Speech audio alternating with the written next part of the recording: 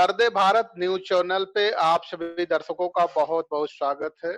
आप सभी का खैर मकदम और इस्तकबाल करते हुए आज जिस कार्यक्रम के तहत हमारा अभियान चल रहा है, सोच बदलो देश बदलो, उस अभियान के तहत आज जो कार्यक्रम लेकर के उपस्थित है, आज एक ऐसे महान विभूति, महापुरुष, स्वतंत्रता संग्राम सेनानी जिनको शहीद-ए आजम कहा जाता है। शहीद-ए आजम ऊधम सिंह का शहादत दिवस है और एक ऐसे व्यक्ति की शहादत दिवस है जिनके बारे में जितना कुछ कहा जाए वो एक तरह से कम ही होगा। शहीद आजम जी के बारे में एक जो उनका जन्म हुआ था, वो जन्म 26 दिसंबर 1899 को उनका जन्म हुआ। पंजाब में जो सुनाम एक स्थान है, उस जगह जन्म हुआ था। और इनके बारे में पूरी बात करने से पहले ये जानना जरूरी है कि शहीद ऊधम सिंह शहीद क्यों हुए। बहुत क्रांतिकारी थे, सबके अपने मकसद थे, लेकिन वो क्यों शहीद हुए, ये मकसद बहुत जरूरी है, ये समझना जरूरी है। अगर इनका संबंध देखा जाए तो गदर पार्टी से इनका संबंध रहा है, हिंदुस्तान सोशलिस्ट रिपब्लिकन एसोसिएशन से इनका संबंध रहा है, इंडियन वर्कर्स एसोसिएशन से इनका संबंध रहा है। और इन सारे संबंधों को जो सबसे ज्यादा महत्वपूर्ण बनाता है और आज शहीद होने का जो उनको अवसर मिला या शहीद वो किए गए या फांसी पे लटकाए गए, उसकी वजह बना रॉलेट एक्ट। और रॉलेट एक्ट क्या था वो समझना जरूरी है। आज के परिवेश में रॉलेट एक्ट क्या था वो समझना जरूरी है, क्योंकि डिफेंस ऑफ इंडिया एक्ट 1950 हमारे यहाँ लागू था और उसी दरमियान फर्स्ट वर्ल्ड वॉर के दरमियान चूंकि बहुत सारे लोगों के सामने बहुत सारे लोग विद्रोह पे भी उतारू थे। विद्रोह का मतलब अपने फंडामेंटल राइट्स के लिए आवाज उठा रहे थे, धरना प्रदर्शन कर रहे थे, और उस धरना प्रदर्शन और अपने उठती हुई आवाज को, विरोध के स्वर में उठती हुई आवाज को, जो उस समय निरंकुश सरकार हो गई थी, उस सरकार के खिलाफ जो आवाजें उठ रही थी, उन आवाजों को दबाने के लिए सर सिडनी रॉलेट के नेतृत्व में एक कमेटी बनाई गई और उस कमेटी ने रॉलेट एक्ट पास किया 1940 में। 1919 में ये रॉलेट एक्ट पास किया और उसी रॉलेट जो मार्च में पास किया गया था, 21 मार्च को पास किया गया था 1919 में। और उसके विरोध में कांग्रेस सबसे पहले उतरी। तो कांग्रेस के जो दो नेता थे, पंजाब के सत्यपाल जी और सैफुद्दीन किचलू, इन दोनों को 10 अप्रैल को अरेस्ट कर लिया गया। फिर 13 अप्रैल आया, जिनको हम बदनसीब दिन कह सकते हैं या वो दिन कभी न आए उसकी बात कर सकते हैं। वो 13 मार्च को तकरीबन 20,000 लोग वहां लोहड़ी मनाने के दृष्टिकोण से, जिसको बैसाखी कह लीजिए, जो फसल कटती है, बैसाखी मनाने के दृष्टिकोण से उपस्थित हुए। और उसी में रॉलेट एक्ट को जनरल डायर थे, वो जनरल डायर ने उस विरोध को दबाने के लिए चारों तरफ से पहले जो जालियांवाला बाग था, उस जालियांवाला बाग के सारे गेट बंद किए गए। चारों तरफ से जो 3 तरफ से उसमें गेट था, गेट बंद किया गया और गेट बंद करने के बाद फिर तड़ातड़ उनको गोलियां चलाई गई। तो अब ये समझना बहुत जरूरी है कि फिर ऊधम सिंह वहां कहां से आ गए। तो जो वो उस समय उस कार्यक्रम में उपस्थित लोग थे, बैसाखी मनाने के लिए उपस्थित लोग थे, ऊधम सिंह का उस समय जो जिम्मेदारी थी वो पानी पिलाने की जिम्मेदारी थी, वो पानी पिला रहे होते हैं। और जब ये तांडव उन्होंने देखा तो उस तांडव देखने के बाद फिर उन्हें इस सरकार के, अंग्रेजी सरकार के खिलाफ आवाज उठाने का उनमें दम मिला और 1918 में उन्होंने हाई स्कूल पास किया था। मात्र आप समझ लीजिए कितनी उनकी उम्र हो गई, 16-17 साल की मुश्किल उनकी उम्र थी। और उसी समय उन्होंने ये तय कर लिया था कि ये बहुत बड़ा अपराध किया है। ठीक रॉलेट एक्ट उसी तरह का एक्ट था। इस बात को यहां मेंशन करना जरूरी है कि रॉलेट एक्ट ठीक उसी तरह का एक्ट था जिस तरह का एक्ट भारत सरकार ने 22 अप्रैल 2020 को पैंडेमिक एक्ट के जरिए लागू किया। ठीक दोनों समानांतर एक्ट हैं, दोनों एक्ट में कोई डिफरेंसेस नहीं है। इसलिए जरूरी है, इसलिए समझना जरूरी है कि ऊधम सिंह जी की जो शहादत थी, ऊधम सिंह जी अगर आज होते, आज के परिवेश में होते, तो क्या इस एक्ट का विरोध नहीं कर रहे होते?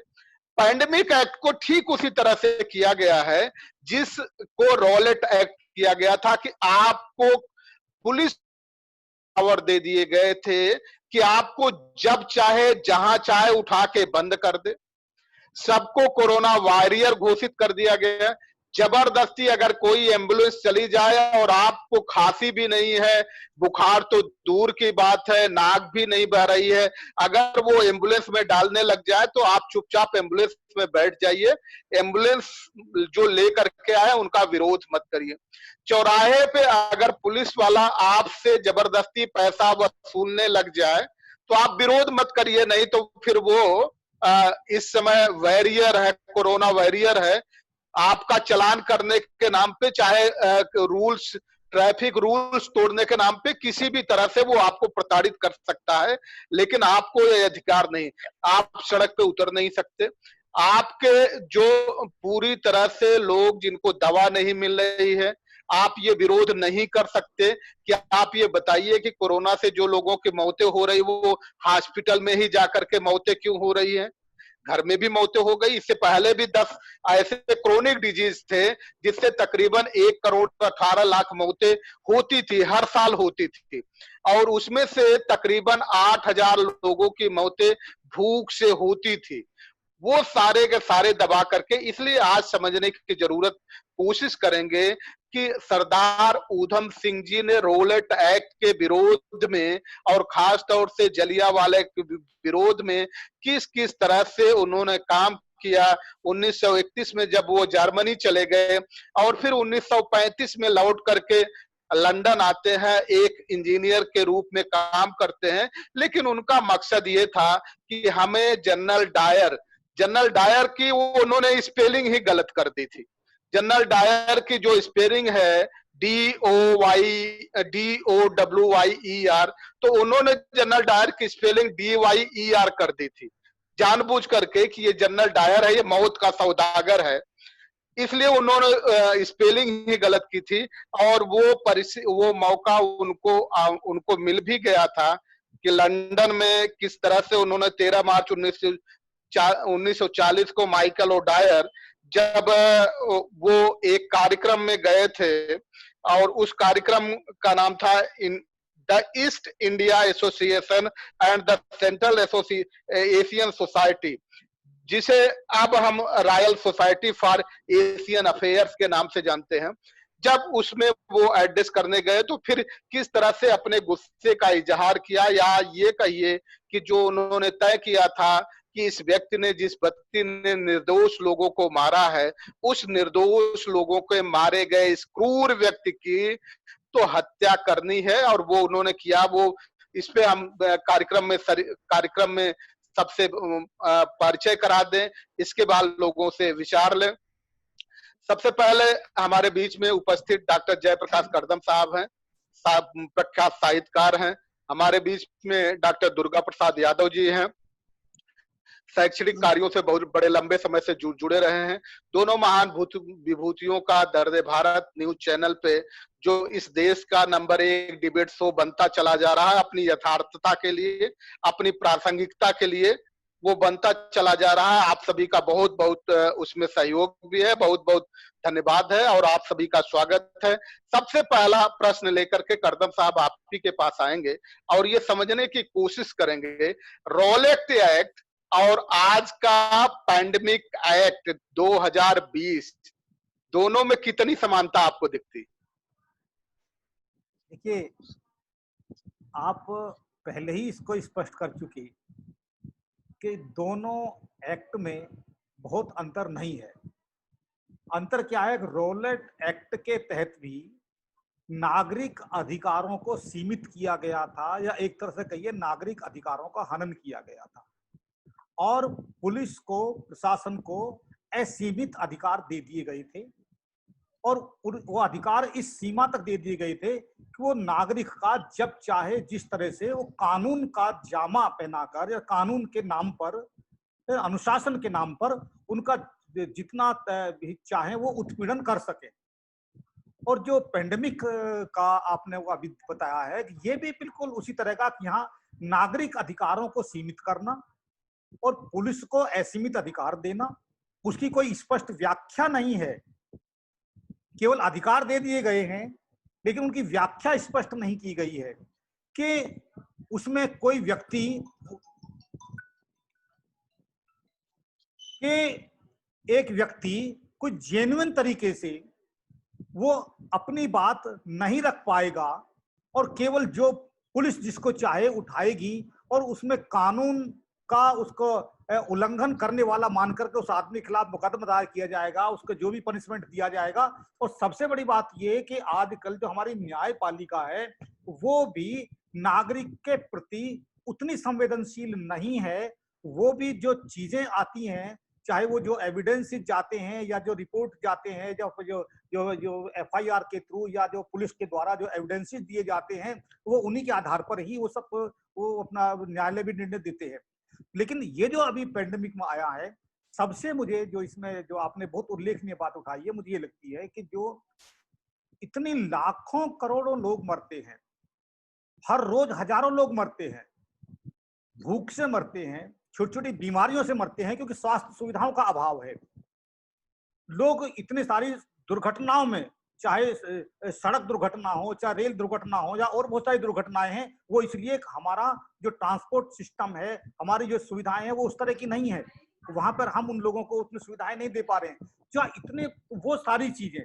और जो इसके अलावा जो और बहुत सारी चीजें आ रही थी मौत के अलावा भी, जो भुखमरी बहुत तेजी के साथ फैल रही थी, अब बेरोजगारी क्या महंगाई बढ़ रही है, बेरोजगारी इतनी ज्यादा है, युवा वर्ग परेशान, चारों तरफ से हमारा जीडीपी कम हो रहा है, हमारा सा जो रुपये का है मूल्यांकन है, जो रुपये की वैल्यू है मुद्रा बाजार में, वो कम हो रही है, चारों तरफ से हम गिर रहे हैं। और इतना जो अंतर्राष्ट्रीय मुद्रा बाजार से कर्ज दर कर्ज लेकर चले जा रहे हैं, और हमारा इतना, और हमारी जो जो हमारी अर्थव्यवस्था है पूरी तरह चौपट होती जा रही है।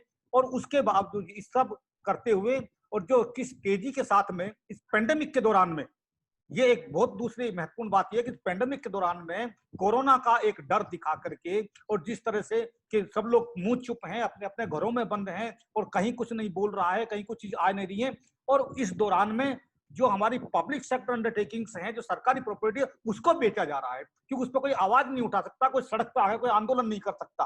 तो ये जो चीजें हो रही हैं, वो भी उस समय रोलेट एक्ट के टाइम पे भी यही हुआ था कि नागरिक अधिकारों का हनन करना, उनको सीमित करना, और पुलिस के द्वारा उनको उत्पीड़ित किया जाना, उनको दबाया जाना। और इस तरह से शासन का ये एक बहुत ही घिनौना तरीका होता है, चाहे वो तब का तरीका हो या अब का तरीका हो, कि जब तक आप नागरिक को एक उतने स्वतंत्रता नहीं देंगे, नागरिक के सारे अधिकार छीन लेंगे, उसका उसका अधिकार रहने नहीं देंगे कि वो कम से कम अपनी बात रख सके, कि वो पुलिस उसे क्यों पकड़ रही है, पुलिस क्यों ले जा रहे हैं, उसको वैन में क्यों डाल रहे हैं, वो ये भी नहीं पूछ सके, ये भी नहीं जा सके मुझे कहाँ ले जाया जा रहा है, क्यों जा रहा है।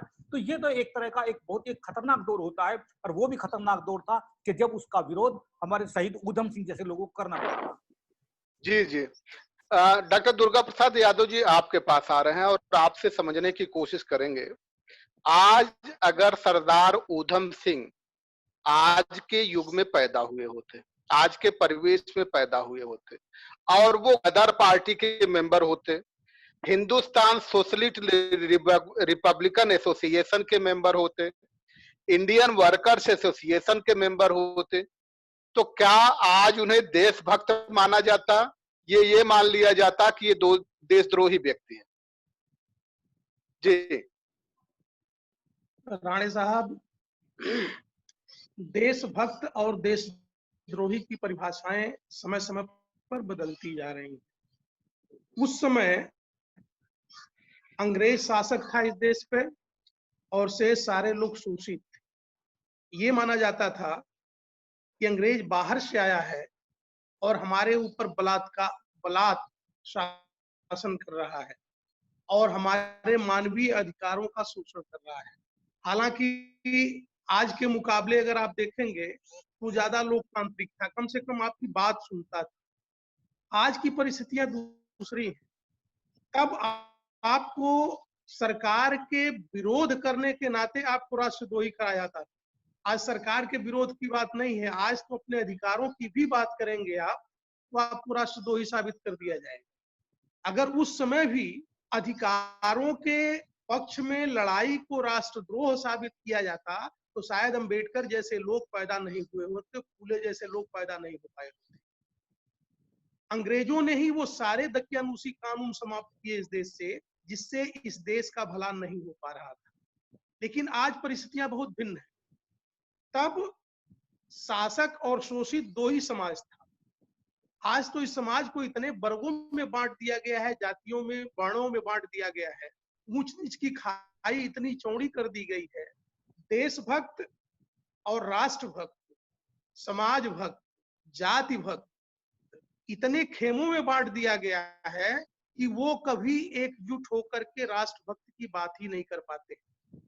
मैं ऊधम सिंह के परिप्रेक्ष्य में इस बात को कहना चाहूंगा कि हर व्यक्ति के समय में काल और परिस्थितियां भिन्न भिन्न होती हैं। ऊधम सिंह की उतनी समय उम्र 20 साल के आसपास थी 2019 में, और जो उन्होंने आंखों से देखा और जो पर्यावरण उतनी समय बना हुआ था अंग्रेजों के खिलाफ, उनको ये लगा कि मेरे जैसा व्यक्ति अगर अंग्रेजों के खिलाफ, जिन्होंने जनरल ओडायर की बात आप कर रहे हैं, जिन्होंने हमारे देशवासियों की हत्याएं की है, कानूनन वो कोई सजा नहीं थी, वो हत्या थी।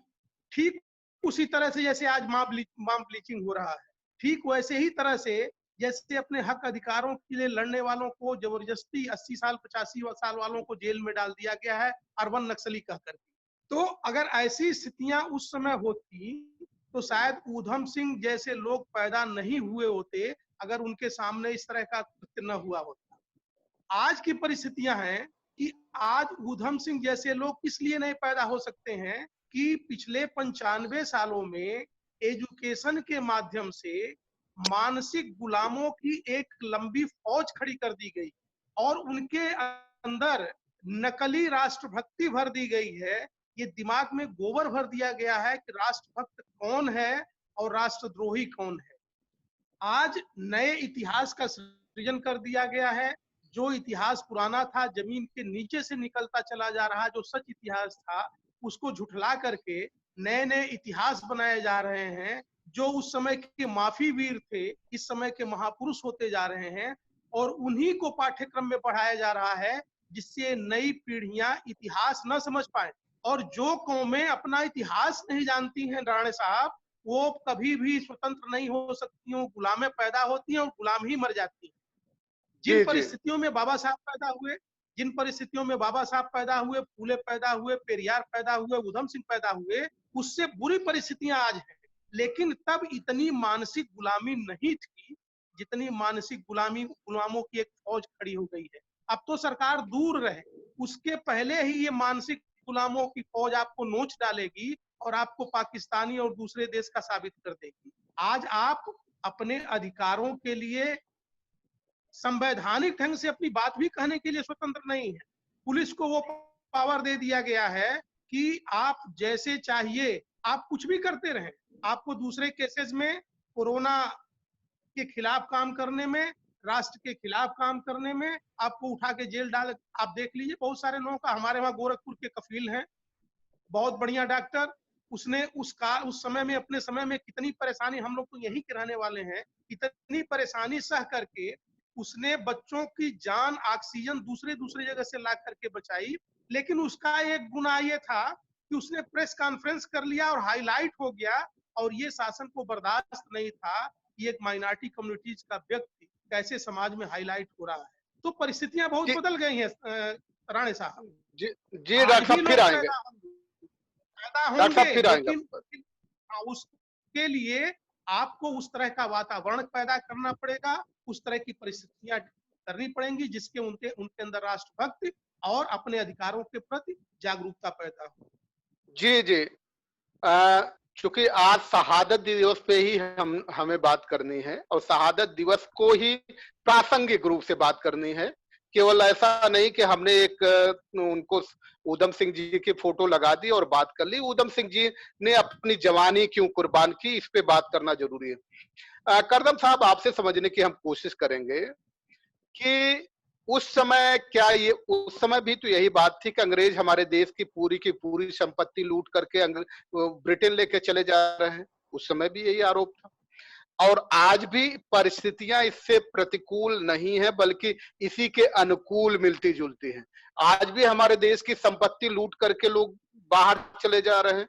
अगर स्विस बैंक में खाते हैं तो इसका मतलब यह है कि भारत के लुटेरे लोगों का ही भारतीय लोगों को स्विस बैंक में खाता है, तो भारत के लुटेरे का ही तो खाता है। उस समय भी ब्रिटेन के खिलाफ जो आवाज उठ रही थी कि भारत की सारी संपत्ति लूट करके अंग्रेज लेकर के चले जा रहे हैं और ये आवाज उठ नहीं रही। तो हम सिर्फ ये समझना चाहते हैं कि अगर नस्लें जो पहले डिसाइड हो जाए किसी की कि ये भाई ब्रिटिश मूल के लोग हैं, ब्रिटिश नस्लें हैं, ये हमारे देश की संपत्ति लूट करके नहीं ले जा सकती, लेकिन जिनकी नस्लें यहाँ घुल मिल गई है, जिनको आप ये कहिए, साधारण तौर पे हम ये आपसे जानना चाहते हैं, सामने से कोई सांप आ रहा है तो उसे मारना पसंद है, उसे मार दिया जाना चाहिए, लेकिन आस्तीन में अगर छुपा हुआ सांप है तो क्या उसको आस्तीन में ही रखने की कोशिश करनी चाहिए क्या? देखिए, विष और विषैलापन जहां भी हो उसे वहीं खत्म कर देना चाहिए, चाहे वो आस्तीन में हो या आस्तीन के बाहर हो। ये जो आपने जो ये बात उठाई है, मैं इसमें ये कहना चाहूंगा ऊधम सिंह के मामले में, शहादत के मामले में, उस समय ये जो प्रचार था कि अंग्रेज हमारे देश को लूट के ले जा रहे हैं, वो ऐसा नहीं है कि वो केवल इस उद्देश्य से ये और माहौल अंग्रेजों के खिलाफ केवल इसीलिए बना था कि वो हमें लूट के ले जा रहे हैं। ये वस्तुतः एक जनता के अंदर अंग्रेजों के प्रति एक रोष, एक आक्रोश भरने के लिए और उनका प्रतिकार की भावना भरने के लिए, गुस्सा भरने के लिए इस बात का प्रचार किया गया था और दूसरे जो और मुद्दे थे वहां से उस ध्यान को भटकाने के लिए भी किया गया था। और वो मुद्दे जिनका अभी डॉक्टर यादव जिनका जहां संकेत कर रहे थे, वही मुद्दे कि जो हमारे यहाँ पे जो जाति के आधार पर, वर्ण के आधार पर जो समाज का आर्थिक सामाजिक जो शोषण किया जा रहा था, वहां से वो ध्यान हटाया जा रहा था और वहां से हटा करके वो पूरे देश का ध्यान डाइवर्ट यहाँ किया जा रहा था अंग्रेजों के प्रति कि ये हमारे देश को लूट कर ले जा रहे हैं। और उस समय बहुत सारे लोग वो इस बात में आकर के कि अंग्रेजों के प्रति एकदम गुस्से से भर जाते थे, आक्रोश से भर जाते थे, और जो उस विचार के पोषक थे वो तो आगे थे ही, लेकिन जो उस विचार के पोषक नहीं भी थे, जैसे शहीद ऊधम सिंह, ये उस समाज के नहीं थे, उस विचार के पोषक नहीं थे, लेकिन ये उस तरह के युवा, क्योंकि एक जुनून होता है, एक राष्ट्रीयता का जुनून होता है, एक राष्ट्र के प्रति प्रेम होता है, तो ये हमारे देश के, हमारे समाज के जातियों के लोग रहे हैं, चाहे वो अनुसूचित जातियों के लोग रहे हैं या पिछड़ी जातियों के लोग रहे हैं, उन जातियों के अंदर समाज और राष्ट्र के प्रति जो समर्पण रहा है, जो त्याग की भावना रही है, वो इतनी ज्यादा रही है कि वो उसके लिए बड़े से बड़ी कुर्बानी देने के लिए तैयार रही है। मैं यहाँ पे एक उदाहरण देना चाहूंगा, DC डीनकर की एक किताब है, स्वतंत्रता आंदोलन में अछूतों का योगदान। उसमें 427 ऐसे लोगों का वर्णन उसमें है, शहीद ऊधम सिंह उसमें शामिल हैं, कि जिन्होंने इस राष्ट्र की आजादी के लिए स्वतंत्रता आंदोलन में अपनी शहादत दी उस किताब में। और जबकि यहाँ इतिहास में यदि आप देखेंगे, जिसका हम जिक्र करते हैं, इतिहास के पन्नों में उनका कहीं नाम नहीं है, कि एक छुटपुट एक दो आदमी को छोड़ करके इतिहास में जिक्र नहीं है। और आज का जो समय है, आज तो इतिहास नहीं है, इतिहास को दबाकर आज तो मिथकों का समय है। आज मिथक इतिहास पर हावी हैं और पाठ्यक्रम में इतिहास जो कुछ पढ़ा है, मिथकों के नाम मिथक पढ़ाए जा रहे हैं, या जो इतिहास एक गढ़ा हुआ एक कल्पित एक इतिहास बना करके वो हमको पढ़ाया जा रहा है, बच्चों को पढ़ाया जा रहा है। और हर बच्चों को एक तरह का उन जो वास्तविकताएं हैं उनसे भटकाकर एक अलग दिशा में ले जाने की कोशिश की जा रही है, एक अलग तरह की राष्ट्रीयता जिसका यादव जी जिक्र कर रहे हैं। मैं भी वही, आज यदि मैं कोई बात कहता हूं तो मुझे पाकिस्तानी कह के पाकिस्तान जाने के लिए मुझे नहीं कहा जाएगा क्योंकि मैं मुसलमान नहीं हूं, लेकिन मुझे देशद्रोही तुरंत कह दिया जाएगा।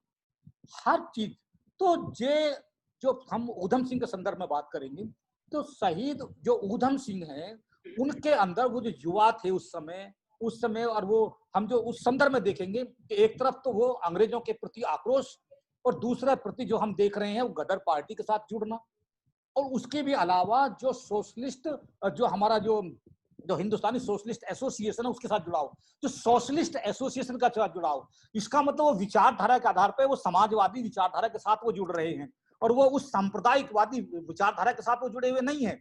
वो एक ऐसे राष्ट्रवादी है, व्यक्ति चेतना उनके अंदर आ रही है शहीद ऊधम सिंह के अंदर, कि जो राष्ट्र को प्रेम करता है, वो अपने राष्ट्र को स्वतंत्र देखना चाहता है, अपने राष्ट्र को अधीन नहीं देखना चाहता है, राष्ट्र के लिए कुछ भी कुर्बानी दे सकता है, लेकिन वो सोशलिज्म के खांचे में, वो उसके जो हेजिमोनी होती है, जो वर्चस्व होता है, या जो सांप्रदायिक जो होता है, वो उस सांचे में नहीं देखता, वो सोशलिज्म के सांचे में देख रहा है। ये बहुत बड़ी चीज है। और वो जो जनरल डायर का लंदन में जाकर के वहां की पार्लियामेंट वहां पे जाकर के वहां उसको हत्या कर देना, वही जुनून है।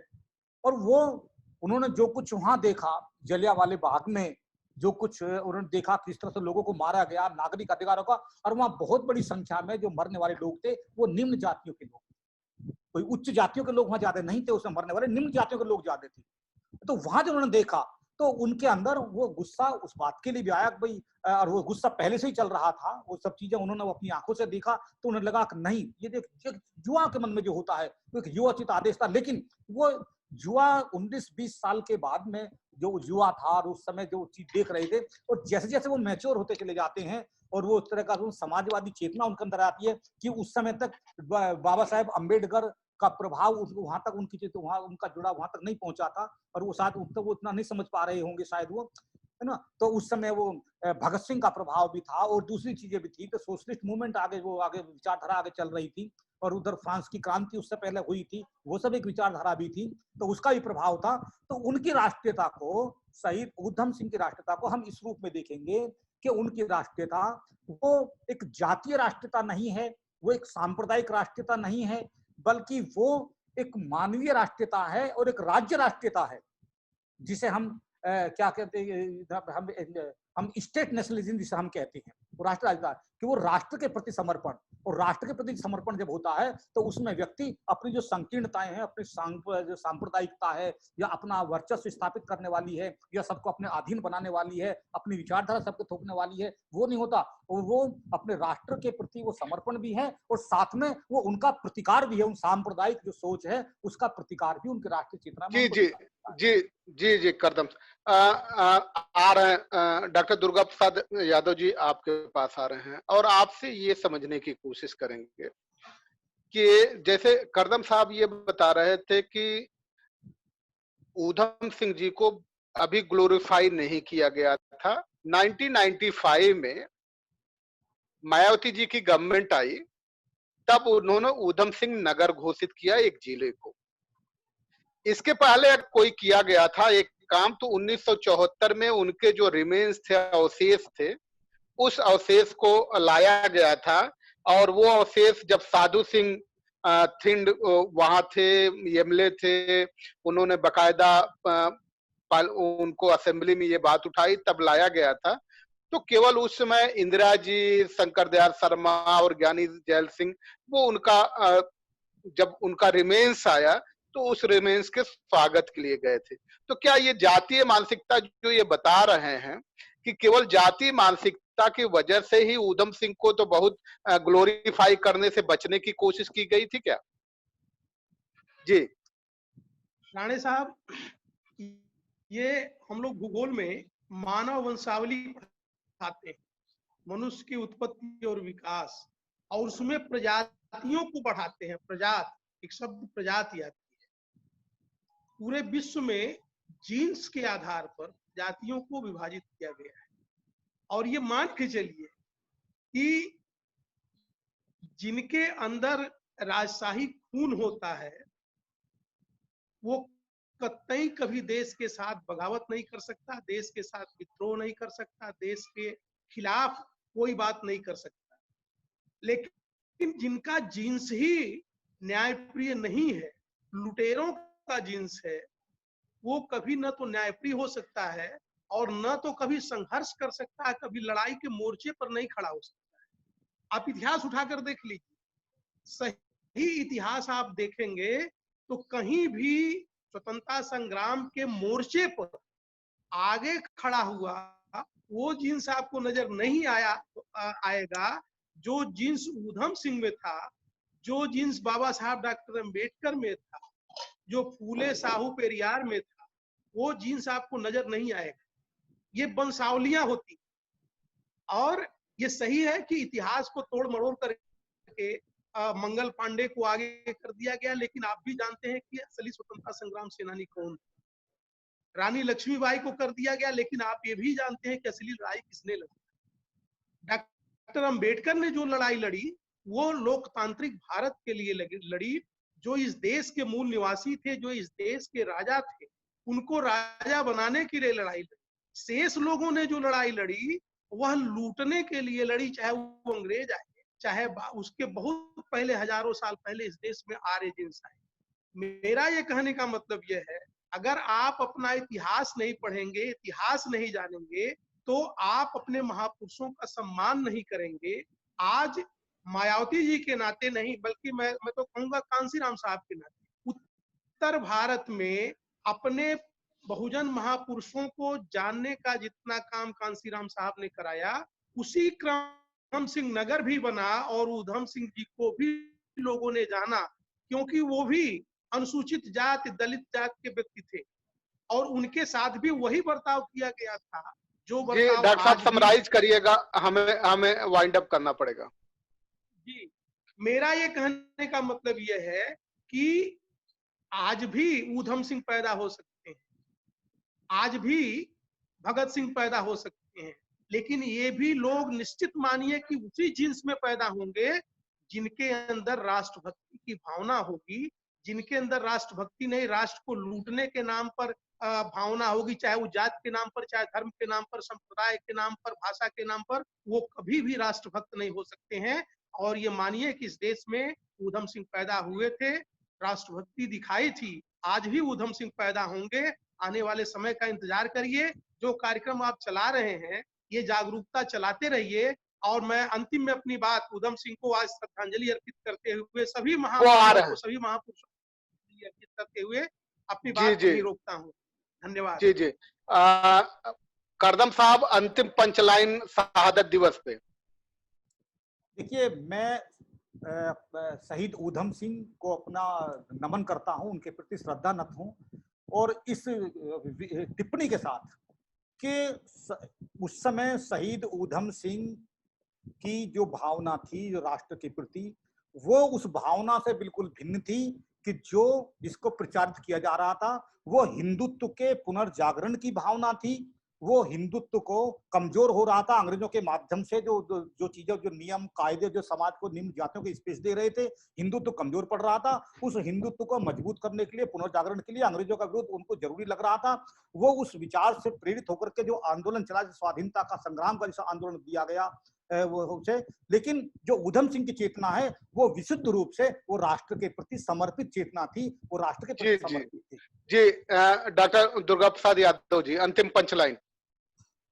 मैं शहादत दिवस पे करदम जी की बात से पूरी तौर पर समर्थन करता हूं और ये मानता हूं कि ऊधम सिंह जैसे लोगों की आज भी जरूरत है और आज भी ऊधम सिंह जैसे लोग पैदा हो सकते हैं, बशर्ते उनको सही इतिहास बताया जाए और मानवता के परिप्रेक्ष्य में मानसिक गुलाम न पैदा, शिक्षा व्यवस्था ऐसी व्यवस्था की जाए जो संवैधानिक हो, तो आप देखेंगे कि आज भी राष्ट्रभक्त पैदा हो सकते हैं, ऊधम सिंह जैसे लोग पैदा हो सकते हैं। लेकिन शिक्षा प्रणाली में आमूल चूल परिवर्तन जिस तरह से किया जा रहा है वो गुलामों को ही पैदा करेगी और संविधान के हिसाब से अगर सब कुछ होगा तो निश्चित रूप से बहुत सारे उधम सिंह इस देश जी में जी पैदा हो सकते जी हैं। जी एक बार पुनः उधम सिंह जी को मैं श्रद्धा सुमन अर्पित करता हूँ।